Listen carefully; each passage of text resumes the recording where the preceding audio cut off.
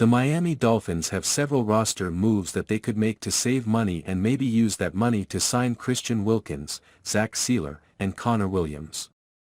Maybe add Dalvin Cook as well. After months of speculation, the Miami Dolphins have not added running back Dalvin Cook. One reason could be money. After months of speculation, the Dolphins haven't extended Christian Wilkins. One big reason is money. So how does Miami get this all done? It starts with cutting players.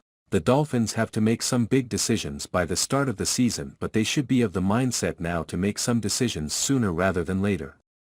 To do so, Chris Grier has to decide what is important for his franchise and what roster will get them a division title or maybe challenge for the Super Bowl. Miami has decisions to make on Christian Wilkins' future. Zach Sealer and Raekwon Davis are also both impending free agents after the 2023 season, and Connor Williams is holding out of mandatory camp for a new contract.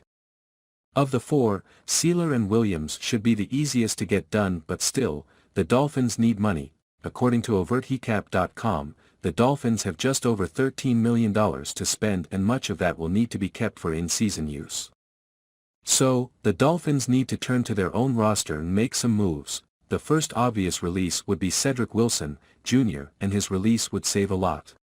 The Dolphins could be hoping to trade Wilson, but they won't get much for him in compensation, and that wouldn't be a big deal, but they are also not likely going to get another team to eat his entire contract.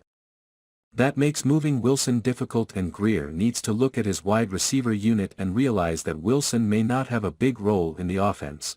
Wilson will count $8 million against the cap, and if released, he will count $6 million in dead money. This is not a good contract and is a low point in Grier's tenure with the Dolphins. He vastly overpaid for Wilson and did not get the reward he had hoped for.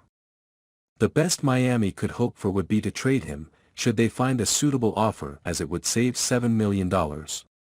But again, that isn't likely, and $2 million is the most Miami is likely to recoup this year.